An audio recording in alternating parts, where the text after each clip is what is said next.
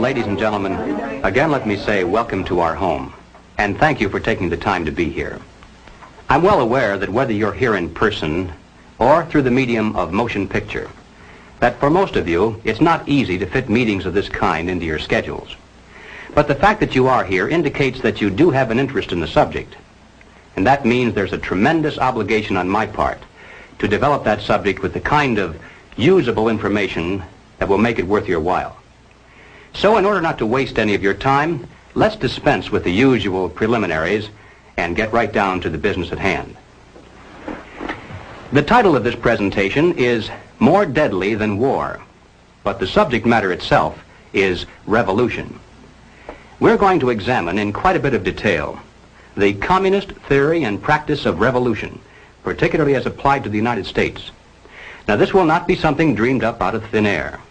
This will be the strategy as taught by them and advocated by them in their own manuals, in their textbooks, and in their schools. Now, the organization of this material will lead to three rather startling conclusions. The first is that the communist program for revolution in America is divided into two phases, violent and nonviolent. The second conclusion is that the strategy for violent revolution calls for chaos, anarchy, mass confusion and panic among the people, a crisis in government, and then, out of the vacuum, the sudden seizure of power by communist-led guerrilla bands. The third conclusion is that the nonviolent phase of revolution actually is more important to the communists and more potentially dangerous to us. Now, the strategy for this phase calls for the gradual transition of our government into a communist regime, done peacefully and legally, but under the banner of socialism. This, then, is the outline of the material that lies ahead. So, let's start right at the beginning with conclusion number one, which is that the communist program for revolution in America is divided into two phases, violent and nonviolent. Now, a good place to begin is with this communist booklet entitled On the Nature of Revolution, the Marxist Theory of Social Change. It was written by Herbert Aptheker, one of the leading theoreticians of the Communist Party in this country. And on page 11, Aptheker says, "The equating of violence with the nature and process of revolution is not correct. Violence may or may not appear in such a process, and its presence or absence is not a determining feature of the definition." Now, this comes as quite a surprise to many of us because for years we've been used to thinking of communist revolutions only as those which involve the overthrow of governments by force and violence. Now, that entire phrase has been written and spoken so often as a single concept that many of us haven't even considered the possibility that the communists might have another approach to their goal, that they might overthrow the government without force and violence, that they might in fact plan to come to power through means that properly could be called peace and politics. Now, in order to go any further, it'll be necessary for us to define a few terms. When the communists speak of the two kinds of revolution, they don't come right out and say so in plain English. Of course not. You see, they claim to be practicing something called scientific Marxism, and so they have to dress up these crude concepts in elaborate phraseology. For instance, when the communists speak of violent revolution, they describe it as a war of national liberation. Now, the so-called theory behind this is that the people of the country marked for takeover supposedly are an oppressed people. They're dominated by an imperialistic foreign power that has colonized them and exploited them. And so the communists claim that it's their duty, their historic duty, to liberate them from the yoke of fascism or imperialism or colonialism or whatever. Now, naturally, the communist orientation of the movement is played down. They prefer to identify themselves usually as a People's Army of Liberation or a National Liberation Front. Of course, this is the kind of guerrilla warfare we've seen used in China, Algeria, Cuba, South Vietnam, and many other places around the world. But there are other phrases also used to describe the same process. Occasionally, they'll refer to this violent type of revolution as an anti-imperialist war or an anti-colonialist war. But they all equal the same thing. Wars of national liberation, anti-imperialist wars, and anti-colonialist wars are all phrases used to describe that aspect of communist revolution aimed at overthrowing the government by means of force and violence.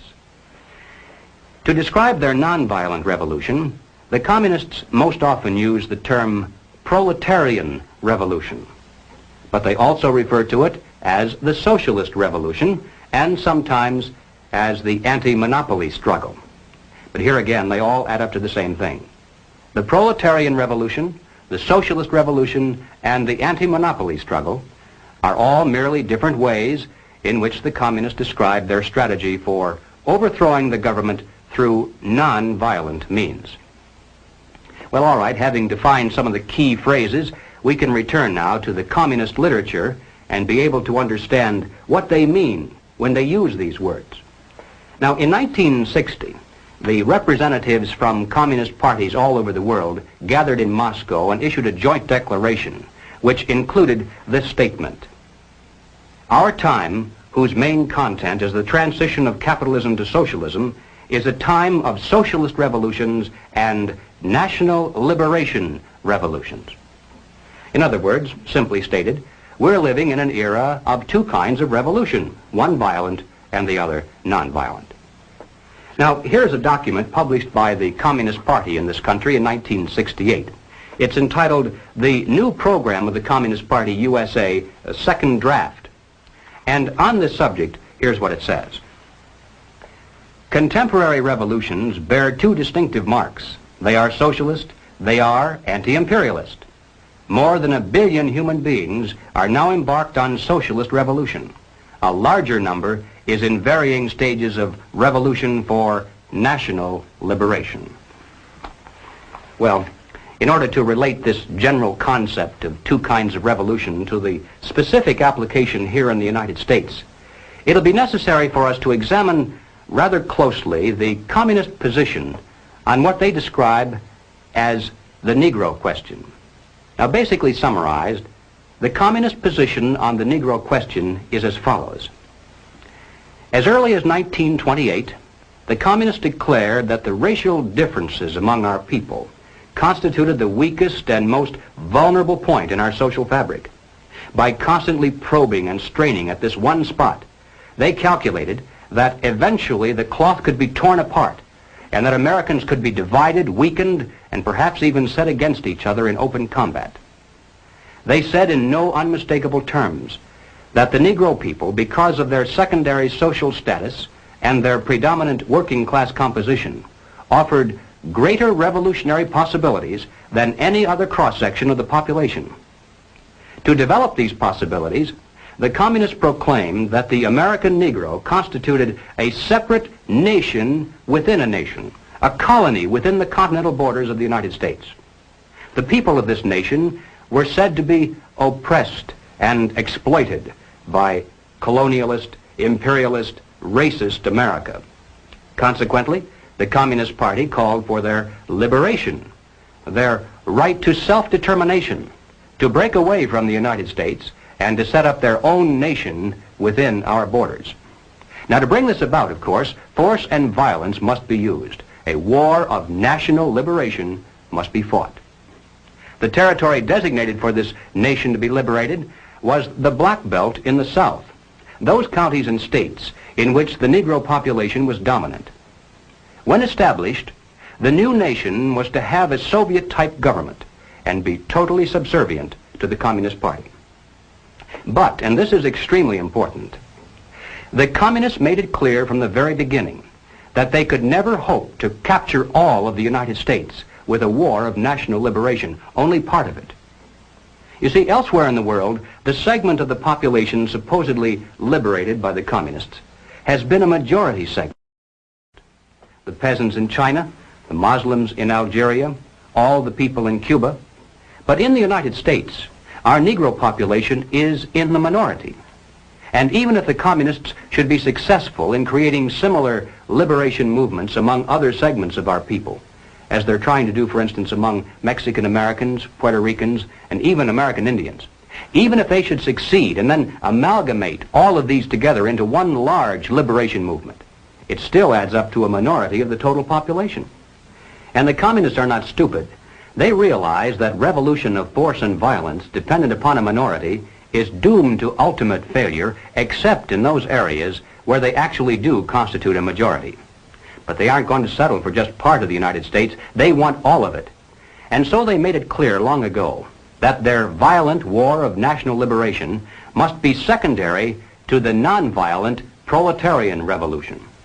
To take the United States, all of the United States, it'll be necessary, they say, to involve white people as well as black, to create a broad coalition, a revolutionary link between the civil rights movement, organized labor, peace groups, student dissidents, and in general, to escalate the revolution in America from race war to class war.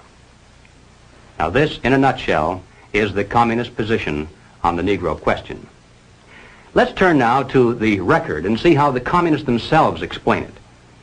Now, this communist booklet, entitled American Negro Problems, was published in 1928. It was written by John Pepper, alias Joseph Pogany. Now, Pogany was sent to this country as the personal envoy of Joseph Stalin, and his specific mission was to bring the American Communist Party into line with the policies and directives from Moscow, particularly with regard to the Negro question. And here is what Pogany said. The Communist Party of America, in its fight against imperialism, must recognize clearly the tremendous revolutionary possibilities of the liberation movement of the Negro people. It is the basic duty of the Communist Party to develop all revolutionary possibilities of the Negro race. The Black Belt in the South constitutes virtually a colony within the body of the United States of America. Self-determination means the right to establish their own state, to erect their own government if they choose to do so. The Communist Party of America must come out openly and unreservedly for the right of national self-determination for the Negroes.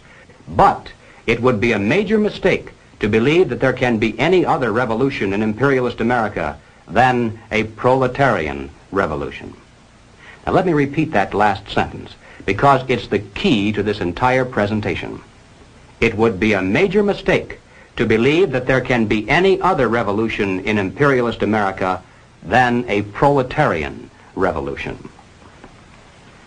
Well, moving forward to the year 1935, we come to this communist booklet entitled The Negroes in a Soviet America, written by James Ford and James Allen.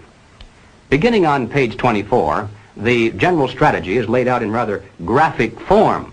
You see, there's a major heading here entitled The Negro and Revolution.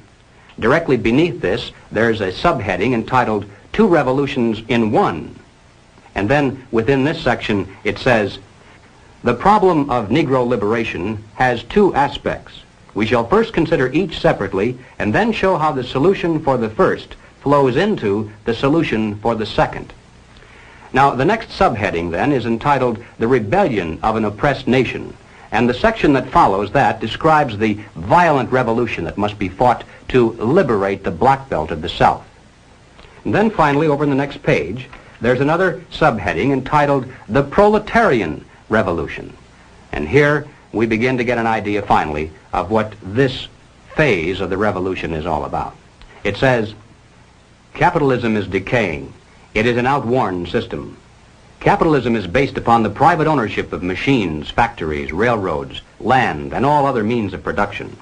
Only one thing can do away with the basis for the existence of capitalism, the expropriation of the capitalists. And by the way, I'm sure you realize that everyone here, by communist definition at least, is a capitalist. So you should feel good to know that there are those who are planning your expropriation someday.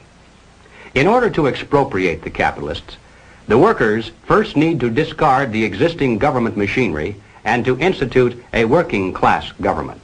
Under this new workers' government, the building of socialism begins. Now, exactly what that's all about, the building of socialism, we'll get to in a moment. But finally, on page 28, under the third subheading entitled The Combination of Two Revolutions, the communists reveal how the two phases of their revolution are related to each other and which of the two is most important to them. Between the proletarian revolution and the revolution of the Negro people, there is a living link. This is the working class. Here reposes the leadership of the two aspects of the revolution. But the Negro communist is first and foremost the exponent of the proletarian revolution. Well, 1935 is a long time ago. And sometimes we hear it said that the communists have since abandoned this concept. But ladies and gentlemen, they cannot abandon it, for the simple reason that if they did so, they'd be abandoning the classic dual form of revolution dictated by Marxism-Leninism. They'd cease to be communists. To justify violence, they have to be able to claim that they're liberating people. And if people are to be liberated, then it's necessary to go through the motions, at least, of pretending that they have a right to form a nation of their own. And so the communist position on the Negro question today is no different than it was back in 1928. Now, Political Affairs is the official monthly magazine of the Communist Party in this country. The date on this particular issue is November 1968. The feature article for that month was The Right of Black America to Create a Nation, written by communist theoretician Claude Lightfoot. Now, Lightfoot points out that many years of migration of Negroes into the North and of Caucasians into the South have altered the population statistics to the point where the black belt is considerably smaller today than it was when the communist position on the Negro question was first drafted. Therefore, he says, the concept of a Negro nation must not necessarily be restricted to just one large territory in the South, but must be expanded now to include the so-called ghetto areas in the North. So having updated the basic strategy to reflect present realities, he then repeats the same old communist line. On page 9, he says, we should call for a plebiscite of all black Americans on whether they want to remain in the general Commonwealth or to establish another nation within the continental United States. Thus, the slogan of self-determination today means the struggle for the right of black America to form a nation if it elects to do so. Now, in passing, ladies and gentlemen, you may have wondered why the Communist Party has been a staunch supporter of the drive to place a black studies curriculum into our high schools and colleges. Well, the reason becomes obvious the minute you take a look at the textbooks and the study guides. The net effect of these courses on the students who enroll is to create a consciousness of nation. By stressing the historical and cultural differences between our black and white citizens instead of the similarities, the predictable impact upon the student is such that he'll view the communist call for a separate nation with far more acceptance than his parents did. Under the guise of academic balance, these courses have become a brilliant device for conditioning young people to accept still one more part of the total program for revolution.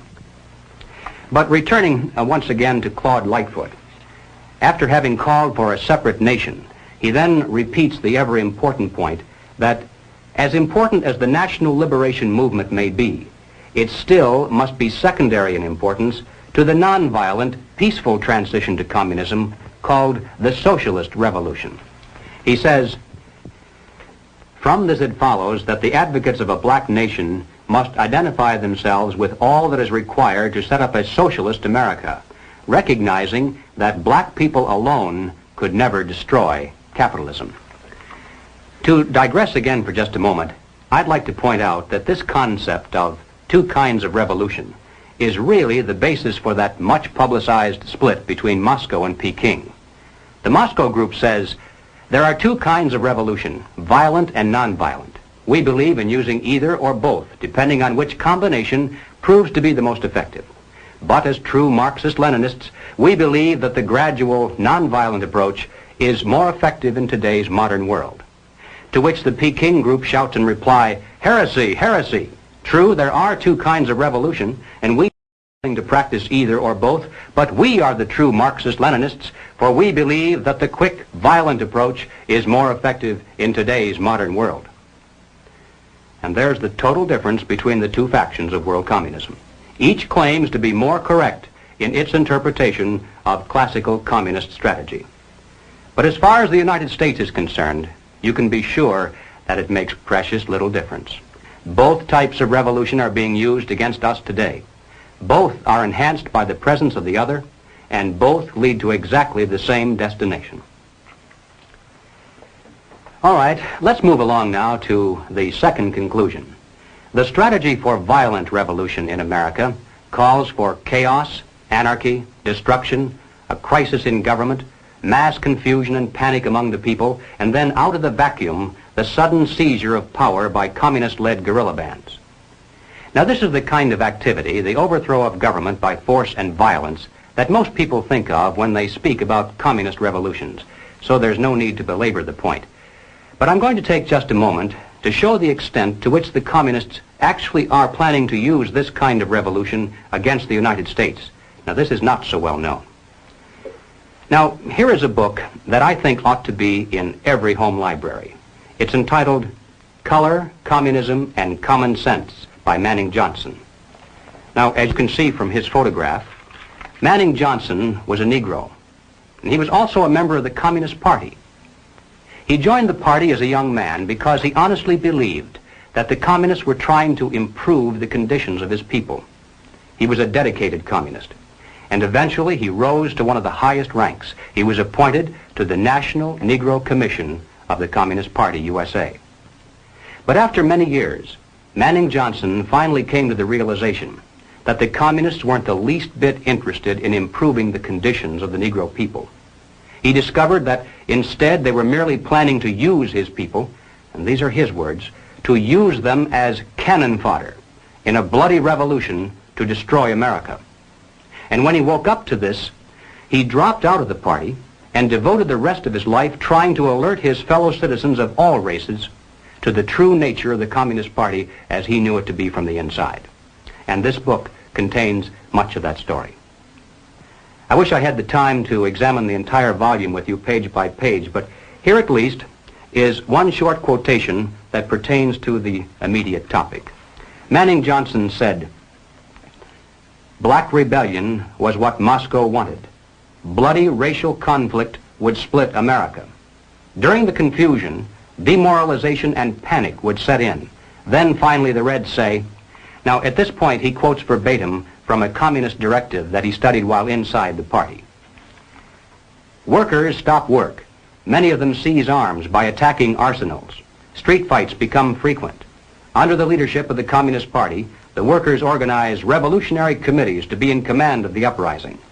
Armed workers seize the principal government offices, invade the residences of the president and his cabinet members, arrest them, declare the old regime abolished, establish their own power."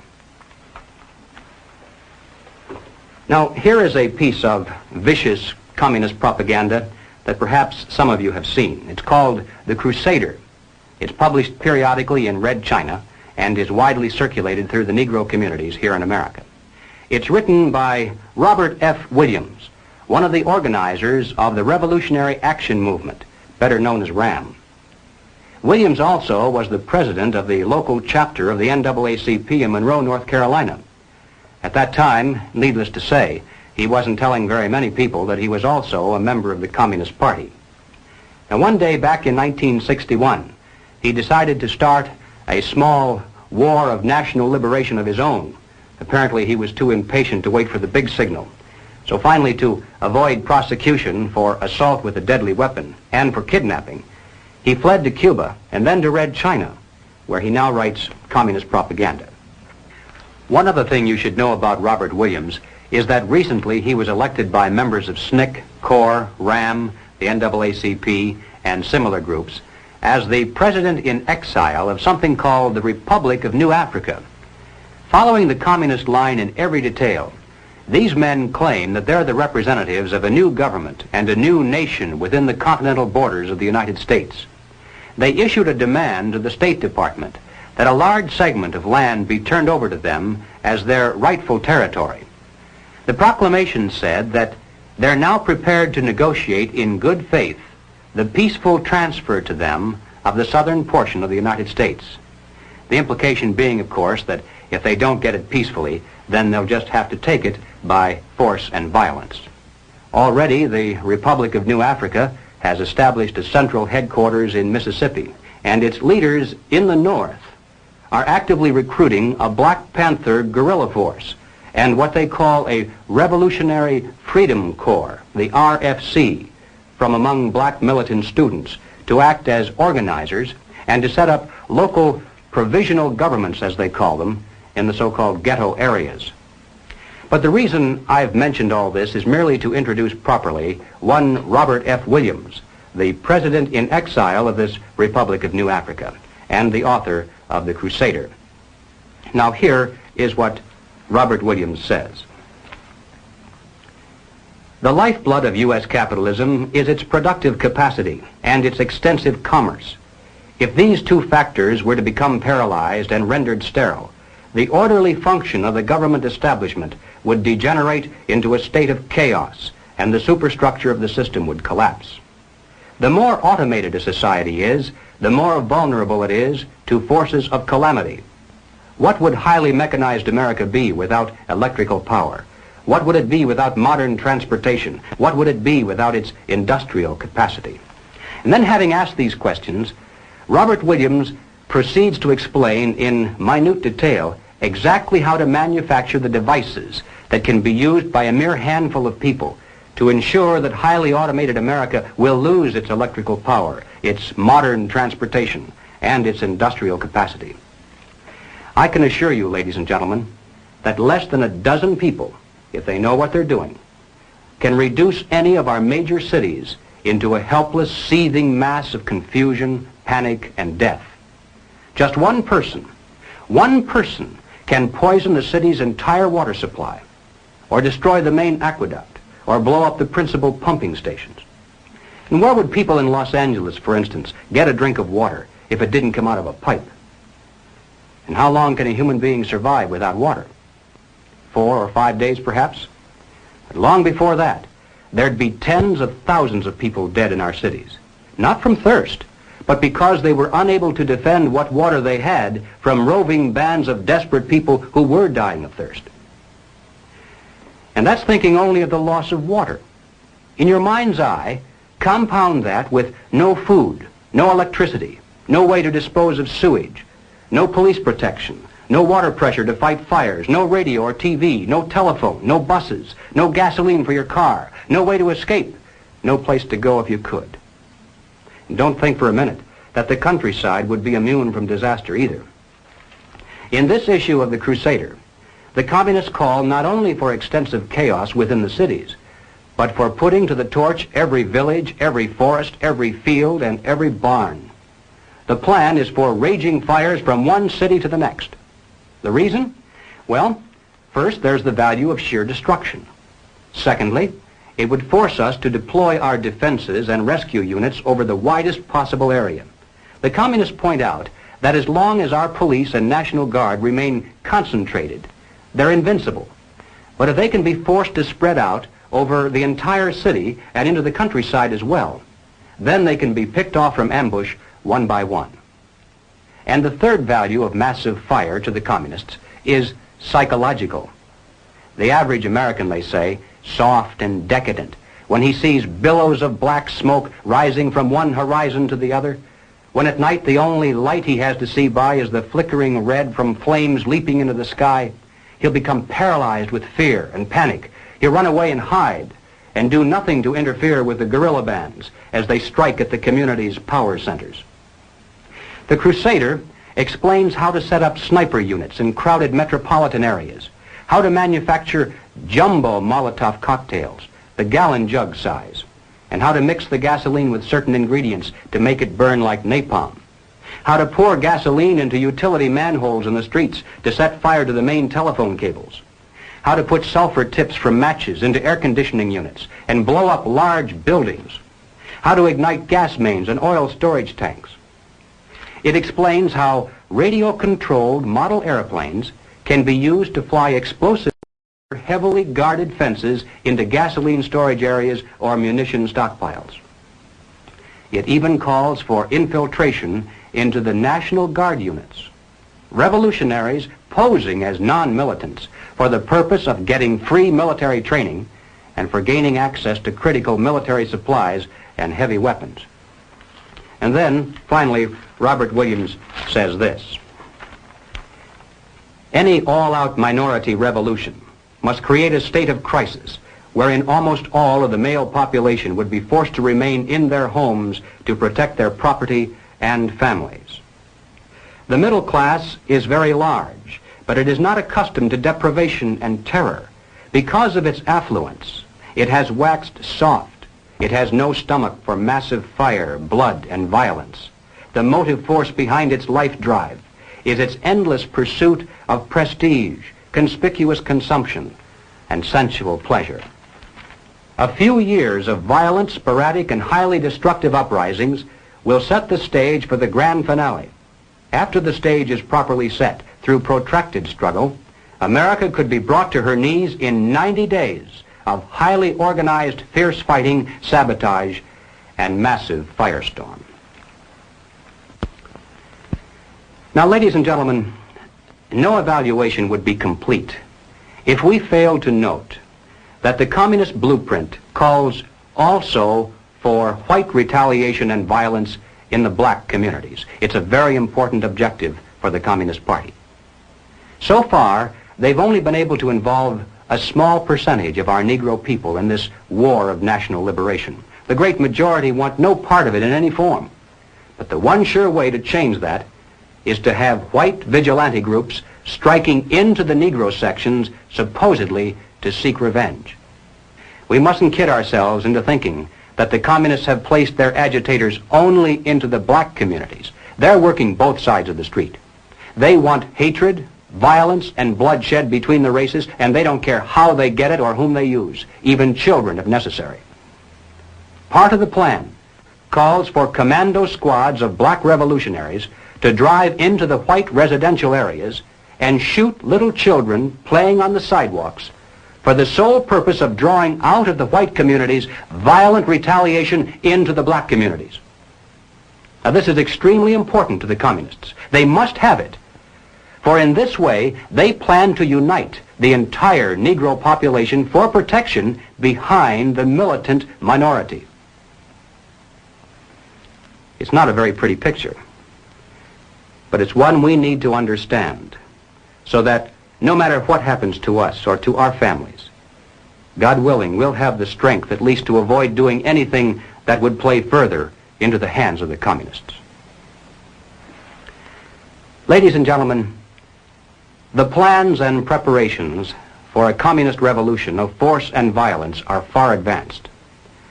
The organization behind these preparations has almost unlimited financial resources, and it provides both training and leadership based upon years of experience in many other countries. Our enemies are deadly serious about their task, and it's nothing short of national suicide for us to continue to ignore their plans and their progress. Well, all right, having said this, now I'm going to qualify it somewhat by turning to conclusion number 3. As important as the strategy for violent revolution is, and it certainly cannot be overstressed, nevertheless, the strategy for nonviolent revolution is even more important to the communists and more potentially fatal to us. So let's turn next to that part of the total picture. Ladies and gentlemen, as pointed out previously, the communists can never hope to come to power over the entire United States through a so-called war of national liberation of a minority population. They can capture a large portion of it, and they can create an awful lot of chaos and destruction everywhere else. But to take the country as a whole will require an entirely different approach. The violent revolution becomes of primary value to the communists to the extent to which it can be used to condition the masses psychologically to accept the nonviolent revolution, which is offered supposedly as the only alternative. Hoping to avoid further violence and bloodshed, the public is to be pressured into accepting measures that will move the country gradually and legally toward communism, but without calling it that. The strategy of the proletarian revolution calls for the quiet conversion of our government into a communist regime, but under the banner of socialism. Well, what is socialism? All right, let's define it. According to the dictionary, socialism is a political concept based upon the principle of government ownership and control of property, the means of production, and the avenues of commerce. But the important thing, as far as this presentation is concerned, is how do the communists define it? And this is where many people are surprised to learn that the communists have an entirely different meaning for the word socialism than the average American has. Did you know that there isn't a single communist country in existence anywhere on earth? That's right, not one. Russia isn't a communist country. Red China isn't. Cuba certainly isn't. These are socialist lands. That's how communist leaders always describe them. You see, according to the teachings of Karl Marx, communism will come to this world only in some future utopian era, when men will have learned to live together in perfect harmony, when they'll no longer be greedy or competitive, when they'll want to share equally with their fellow human beings and have nothing better than anyone else. When this comes to pass, there'll no longer be any need for police or for government of any kind. And then, he said, the state will wither away. When that happens, said Marx, it will be communism. In the meantime, comrades, whenever we come to power, we shall call it socialism. So the next time you hear a communist spokesman stand before a college audience or a TV camera and say innocently that all the communists are doing here in America is working for socialism, you must understand what he means by that word. What he's really saying is all the communists are doing is trying to bring to America exactly the same thing they now have in the Soviet Union and Red China. Now, they can call that socialism if they want to, but most Americans, I think, would describe that over there as communism. The new program of the Communist Party on this subject has this to say. The term socialism describes but the first stage of a new society that in its full development is called communism. Socialism is a transitional stage. Well, the important question, though, is why do the communists promote socialism? Is it merely because they honestly believe that it's a necessary transitional stage to some higher, more perfect form of society? I don't think so. I doubt very much if the communist leaders believe their own fairy tale. And I'm sure they're not so naive as to believe that their present super state is ever really going to wither away. But they promote socialism just the same because they know that socialism, by definition, means control over people. If the government owns and controls all property, all means of production, and all avenues of commerce, then it controls all people. If we're dependent upon the government for our food, our clothing, our shelter, our jobs, our medical care, then we're far more effectively controlled by those who hold political power than if they stood over us with soldiers and weapons. Some years ago, I happened to attend a meeting where several anti-communist refugees from behind the Iron Curtain were called upon to relate their personal experiences. Some of the questions that came from the audience were rather naive, I suppose, because finally one of the refugees spoke up and he said, "You know, you Americans have funny ideas about life under communism. Apparently you think there's a communist soldier standing on every street corner with a rifle and bayonet to keep the people in line. But this isn't so." He said, "Oh, sure, in the beginning there were plenty of soldiers and executions and deportations to slave labor camps, but we don't see much of that anymore. The open violence lasted only for about a year or a year and a half, and then the anti-communist leadership was liquidated. And now, to the casual observers, there's a great deal of apparent calm and freedom." For instance, he said, "I lived in the largest city in the country.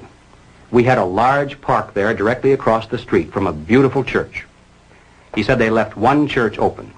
one in the entire country, primarily for guided tours of visiting Americans who had come to see if religion was being persecuted. He said, "Theoretically, anytime I wanted to, I could have gone into that park, stood on a bench, and spoken out against communism.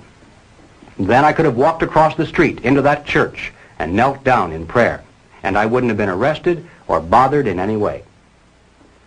But you can be sure I did not do these things, because if I had, the very next day, the wheels of the bureaucracy would have begun to turn, and I would have been informed that my quota of food stamps had been cut, that my allotment for clothing and shoes had been reduced, that my allocation for living quarters had been downgraded, and finally, that my job assignment had been changed from the kind of work for which I'd been trained to menial labor at lower pay. So none of us did any of those things that we were theoretically entitled to do because of the tremendous power that the Communist Party had over our economic existence." And then he said something that I'll never forget. He hesitated for a moment, and weighing his words very carefully so as not to hurt our feelings, he said, "You know, I came to America expecting to find a nation of free men. But instead, I find exactly the same thing.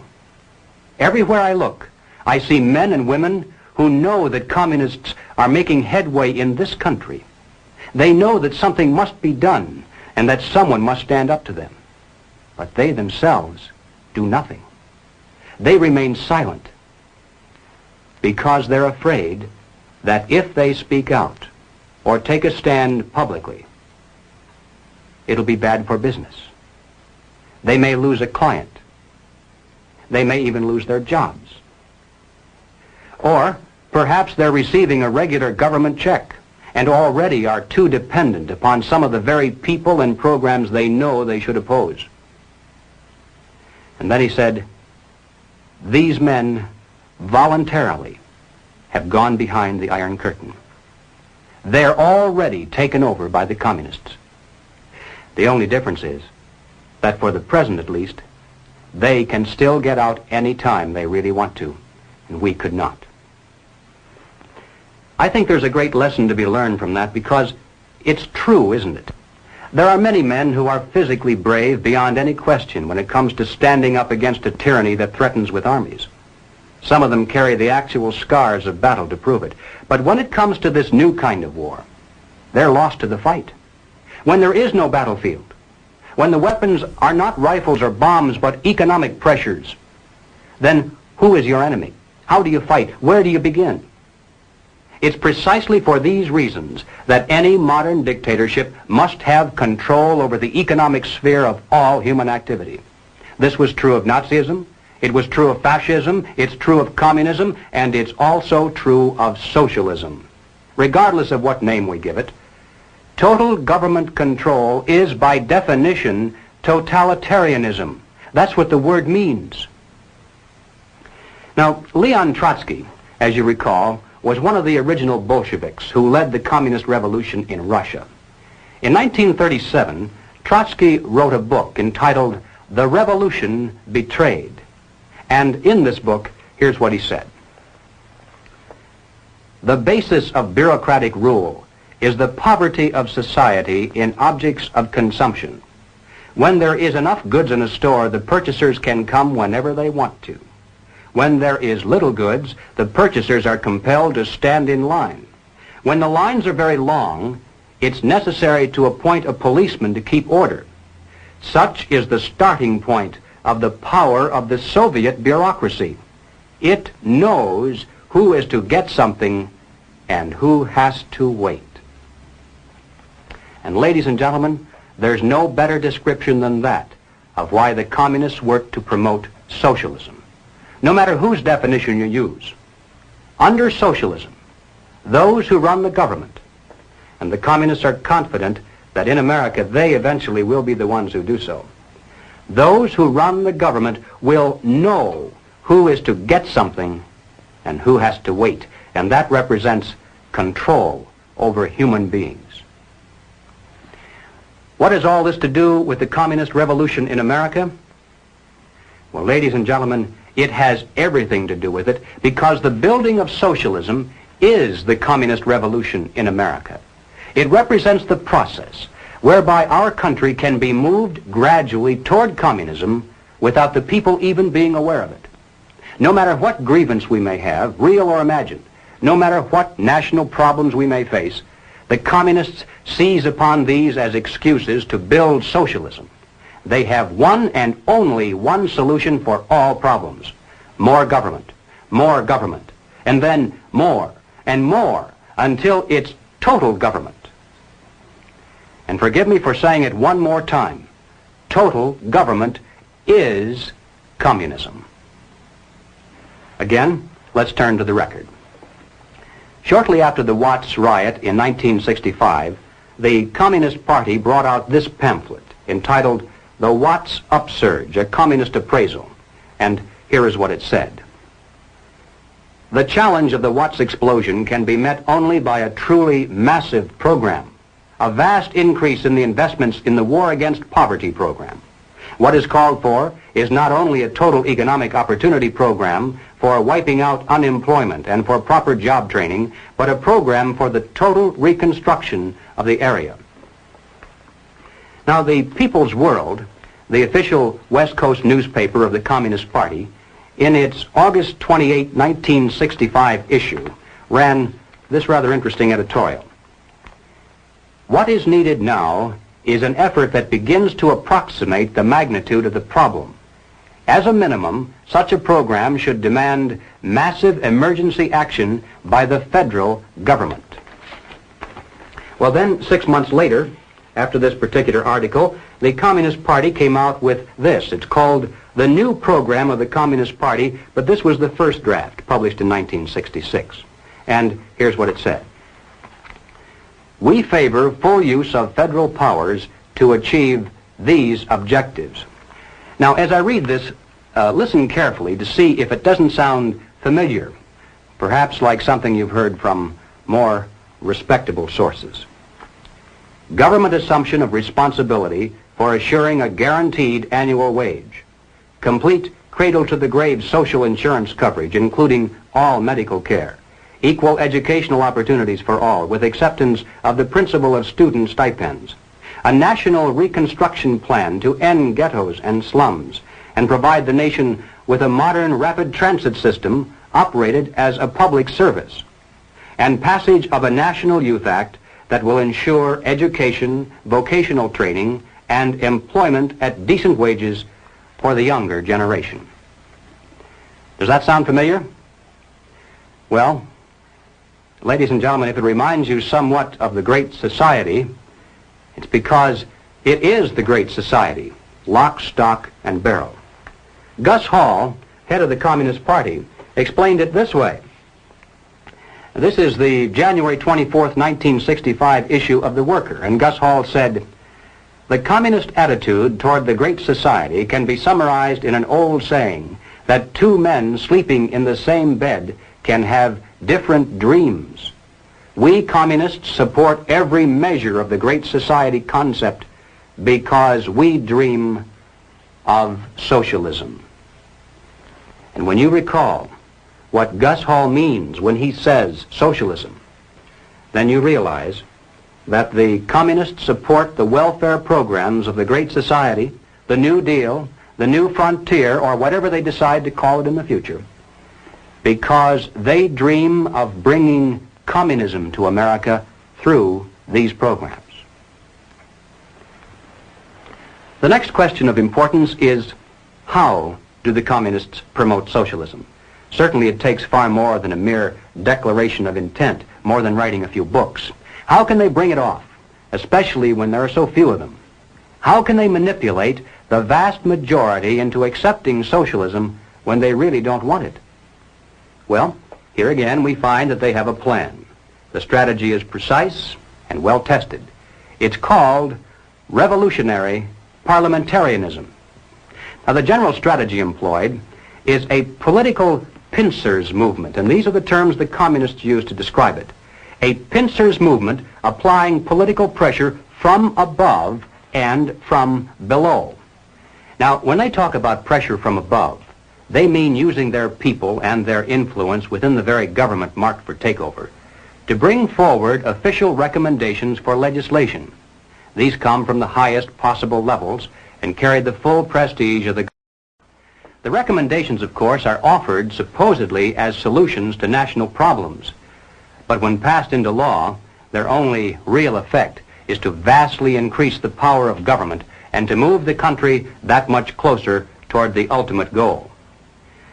The pressure from below, then, involves using their influence over the various mass membership organizations of the country to create the appearance of great popular support for these recommendations.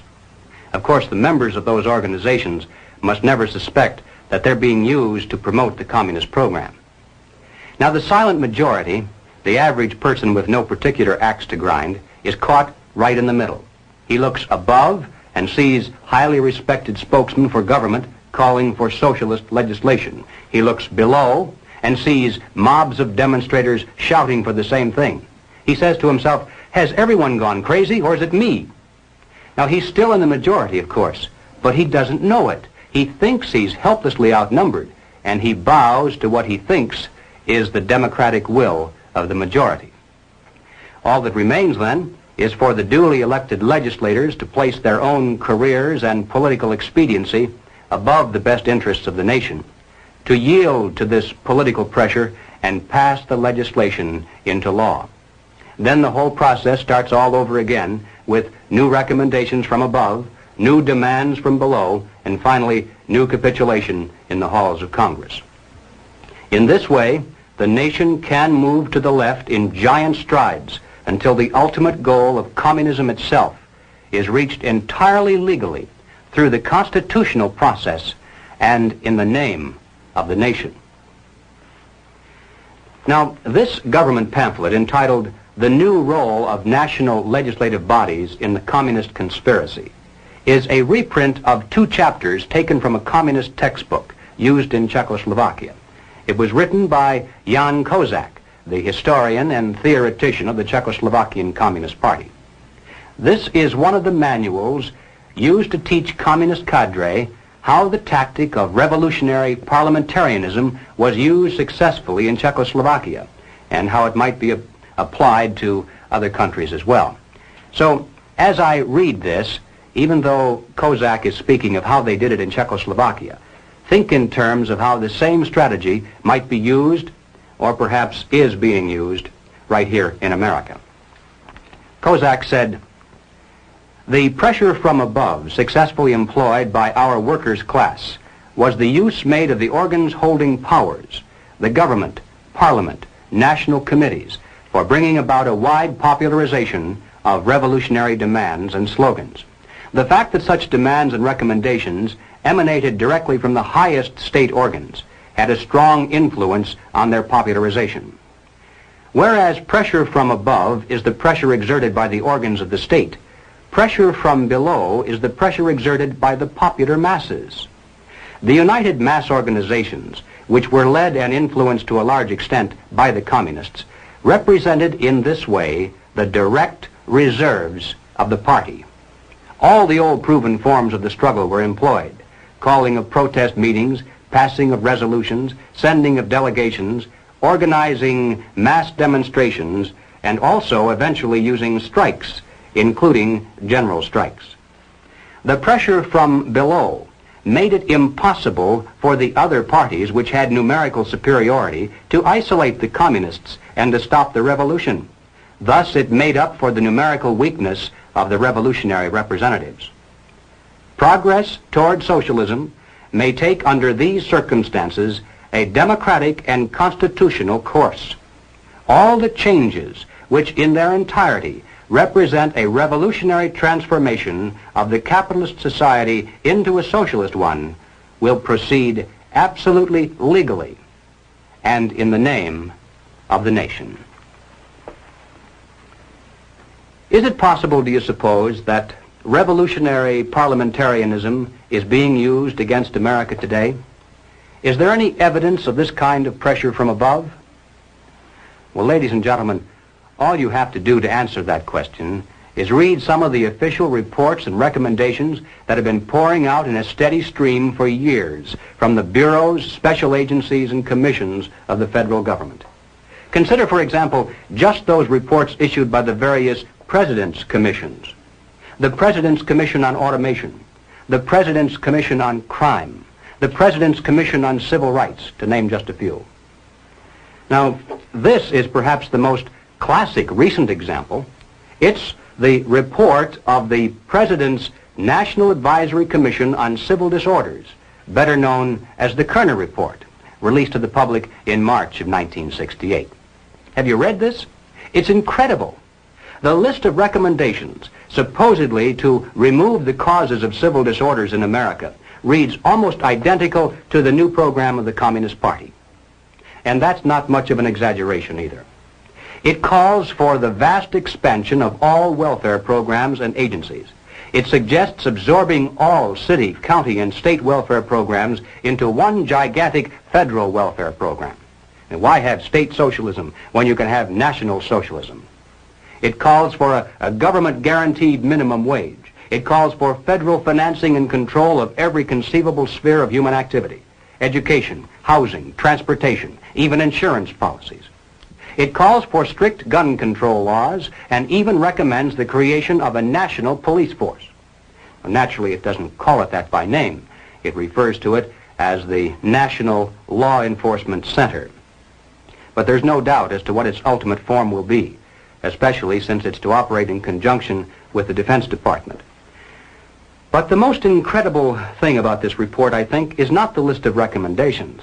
That's almost expected from groups of this kind nowadays. The real shocker lies in its findings, the discoveries it made. Here was a body of men, highly respected, with the prestige and financial resources of the federal government at their disposal. Their task was to uncover all of the causes of civil disorders in our land, and to do so impartially with favor or malice to no one, let the chips fall where they may. Now, would you suppose that the Communist Party played some tiny, microscopic role in the riots, the campus disorders, the assaults against police? Well, you're mistaken. Just because the leaders of these revolutionary movements carry the Viet Cong flag, pay homage to Che Guevara, travel frequently to Moscow and Peking, preach against capitalism, promote the building of socialism, follow the communist line without deviation, and move in perfect unison in every major city, that doesn't prove anything. According to the Kerner Report, the communists are playing absolutely no role at all in civil disorders. Look it up in the index. Here's a book with over 600 pages of fine print dealing with all of the causes of civil turmoil. And the words communism or communist aren't found even once. Not even to say that they looked into it and found it not to be an important factor, which is the expected cliche today.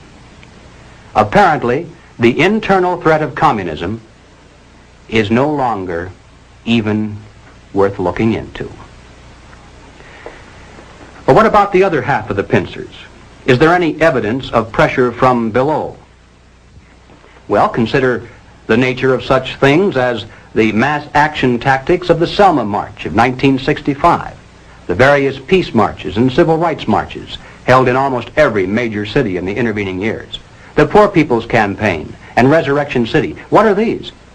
Do they truly represent an expression of the majority of Americans, or are they merely well-organized pressure groups putting on an impressive show to create the illusion of vast popular support? And what effect does this have on Congress? Every time there's a new show of strength, doesn't Congress buckle under the political pressure and pass into law the recommendations previously made by some commission or agency of the federal government? And hasn't the silent majority been caught between these pincers?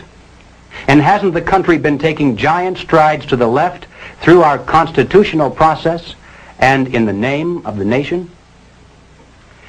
The entire process was best described, I think, by Martin Luther King. He wrote an article for Saturday Review, which appeared in the April 3rd, 1965 issue. And here is how he described it. The goal of the demonstrations in Selma, as elsewhere, is to dramatize the existence of injustice and to bring about the presence of justice by means of nonviolence. Long years of experience indicate to us that Negroes can achieve this goal when four things occur. 1. Nonviolent demonstrators go into the streets to exercise their constitutional rights. 2. Racists resist by unleashing violence against them. 3. Americans of conscience, in the name of decency, demand federal intervention and legislation. And 4. The administration, under mass pressure, initiates measures of immediate intervention and remedial legislation. And that, ladies and gentlemen, is a perfect description of how pressure from below is being used in America today to further the nonviolent proletarian revolution. You know, it always bothers me when I have to agree with the communists. It doesn't happen very often, but every once in a while I'll read something in the communist press that is 100% correct. It comes out in their favor even without their having to lie about it. And here's an example. In the People's World, the January 29, 1966 issue, the communists said, "The problem is that the power structure that runs both of the old political parties seems to have great difficulty in comprehending what is taking place in the Negro freedom movement. They don't know a revolution when they see one." And all I can say to that is amen. They sure don't. They call it everything under the sun except a revolution. And they're the same people, by and large, who still tell you it can't happen here. Ladies and gentlemen, not only can it happen here, not only is it happening here, but it has been happening here for years. The problem is that most of us haven't been able to recognize a revolution in all of its forms when we saw one. Well, all right, so what do we do about it? What are the countermeasures that need to be taken? And where do we begin? We begin by knowing what not to do, because if we do the wrong things, obviously that's worse than doing nothing at all. For example, as I'm sure everyone here is well aware, we must not be led into placing the blame for the riots, the civil disorders, on the Negro people of our nation. Even those few who are promoting hatred and violence in the black communities are not themselves the cause. They're merely being used by forces far bigger than they are to promote the violent phase of the revolution in America. Just as many white people are being used, I might add, by those same forces to promote the nonviolent phase. Secondly, and this too almost goes without saying, we mustn't resort to violence either as a means of furthering political or social goals. And we must do everything humanly possible to discourage others from doing so. Third, we must not be fooled into thinking that the causes of our civil turmoil are such things as poverty, poor housing, lack of education, and similar social or economic factors. As a matter of fact, most of today's self-styled revolutionaries, black and white, come from good homes, could earn better than average incomes if they wanted to work. And in fact, they're products of some of the finest institutions of higher learning. We shouldn't be indifferent to the social and economic conditions of those in need, and we should do all we can within the concepts of economic and political freedom to improve those conditions. But let's not kid ourselves into thinking that these are the causes of our national problems today. Fourth, we must not look to the expansion of government and government programs as the solution. As I hope I've made it clear by now, this is exactly what the communists want us to do, because it's the very process whereby they hope to come to power in this country through nonviolent means. These are the things we must not do. What then does that leave on the positive side? Well, first of all, and perhaps most obvious of all, we must support our local police. But that means a lot more than just putting a bumper sticker on the car. It means taking an active interest in civic affairs to ensure that the police aren't saddled with so-called civilian review boards. Nothing can be quite so damaging to police morale and efficiency as converting every arrest into a trial of the policeman instead of the criminal. To support your local police also means making sure they remain independent of control from Washington. And don't forget, whatever the federal government finances today, it shall control tomorrow. Next on the list, we must recapture the American faith in the free enterprise system. Capitalism has become almost a dirty word in some places, mainly because its defenders were busy enjoying the fruits of capitalism, while its enemies were busy writing books and giving lectures. Consequently, capitalism has retreated steadily before the onslaught of socialism, and now is struggling for its very existence. Young and old, we must become students again, and study the theories of Madison and Jefferson, Bastiat and von Mises, just as intently as our enemies pursue the pages of Marx and Lenin, Galbraith and Keynes. Not only must we become grounded in theory, but we must become advocates and spokesmen as well. We must know what we stand for as well as what we oppose.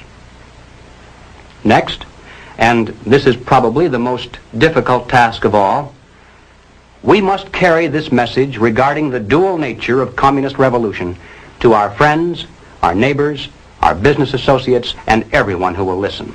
Now, this is hard by and large because people don't want to hear it. It's bad news. It spoils, makes the parties possible. And that means accepting our personal responsibility to do everything we humanly can do to carry the truth about civil turmoil to every man, woman, and child in America.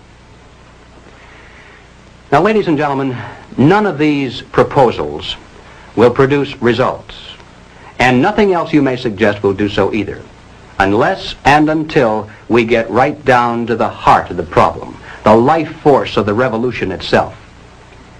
We must discover the identity of those individuals, both above and below, who consciously are furthering the communist program for revolution, and then remove them from their positions of trust and leadership.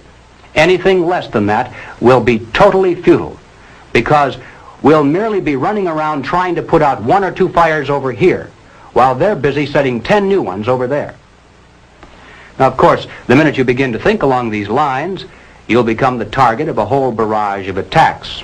You'll be called a witch hunter, a McCarthyite, a right-wing extremist, and other delicate phrases that are well designed to intimidate the average person into silence. If that doesn't work, then you'll be called a fascist, or at least a dictator, because supposedly you want to deny basic constitutional freedoms to a small group of Americans just because they happen to hold political views that are different from yours. How many times have you heard that?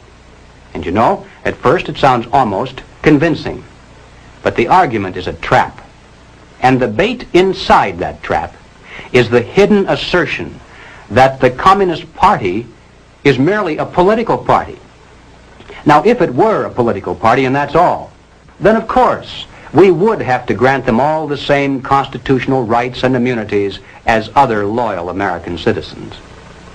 But if the Communist Party is not a political party, if it is in fact a supranational organization dedicated to world conquest, if in addition to political means it also uses military means, economic means, propaganda means, bribery, blackmail, treason, murder, and any other means that suit its purposes, then its members are not political by nature, are not loyal to the United States, and have no legal or moral claim to constitutional liberties.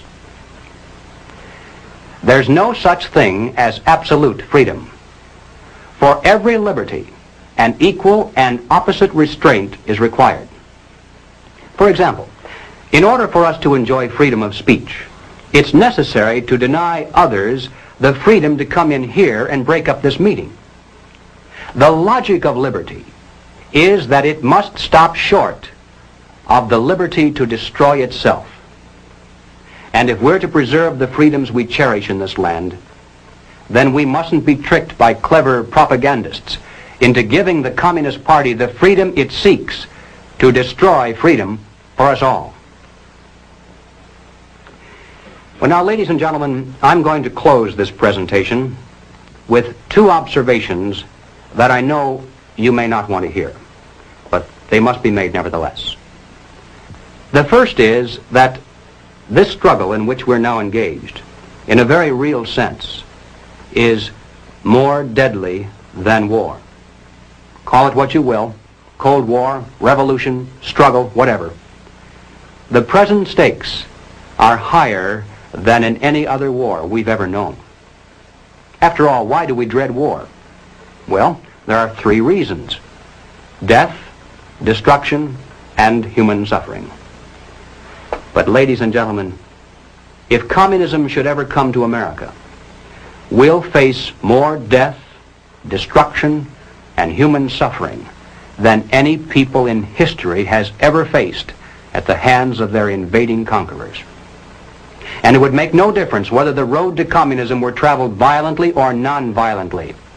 The so-called expropriation of the capitalists that would lie at the end of that road would constitute one of the greatest bloodbaths of history.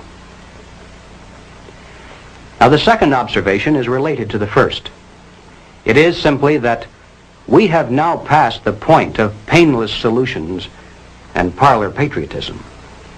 There was a time, and not too long ago, I think, when we could have pulled ourselves out of this without too great a sacrifice on the part of anyone. All that would have been necessary would have been for us to take an interest in the domestic affairs of our nation and to insist that our elected representatives merely enforce the laws that were then on the books to protect us from internal subversion and to keep the enemy outside the gates. But we didn't. Instead, we slept. And one by one, those laws were stricken down by the Supreme Court. Congress failed to repair the damage, and our defenses are no more. Now the enemy is inside our gates. He is on our streets. He is in our halls of Parliament. And now there is hell to pay. Our enemy is not going to leave quietly just because we suddenly discover him and ask him to go. Hardly. The nature of tyranny is such that, like the barb on an arrow, it goes in easily. But the price of pulling it out is a piece of flesh.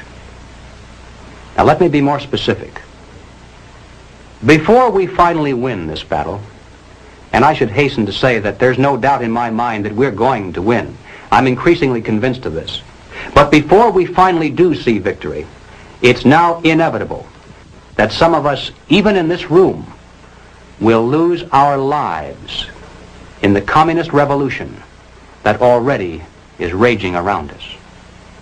I can't tell you who it's going to be, of course. But I can tell you that it'll make no practical difference whether we're resisting at the time or whether we're merely trying to hide. Most of the casualties will occur because people just happen to be in the wrong place at the wrong time. Now, I mention this not to suggest that we all grab our guns and groceries and head to the hills. In many ways, this too would be playing right into the hands of the communists. No, I mention it for only one reason, and that is to stress the seriousness of the challenge that now confronts this nation. It's literally a question of life and death for all of us. And it's about time the American people began to face up to that fact and to act accordingly. I have no idea of what each of you is going to do in the critical days that lie ahead. It may be much, it may be little, it may be nothing at all. I don't know. Only you can answer that question. But ladies and gentlemen, whatever it is you decide to do for your country, do it soon. Do it now. Every minute that you delay further will add dearly to the price of ultimate victory. Thank you.